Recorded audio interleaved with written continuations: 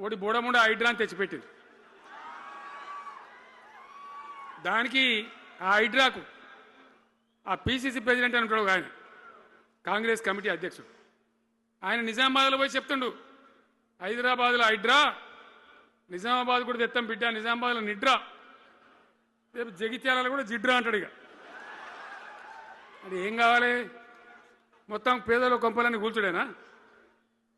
కేసీఆర్ రాజ్యానికి వచ్చినప్పుడు 3.5 లక్షల మందికి పేదలు ఎక్కడ ఉన్నారో అక్కడనే పట్టాలు ఇచ్చినాం.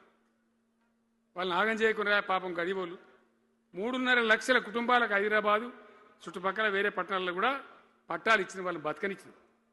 ఇలా ఏం కూలగొట్టుడు? అది పుస్తకాలు కూడా తీసుకుని పోరాటాలు చదువుకునేటి అంతే గిరితమా?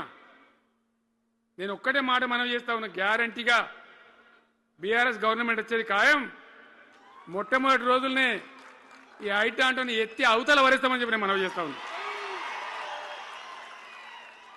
తీసేయన్నా దాన్ని, ఐటాన్ తీసేయనన్నా పక్క మాటనా?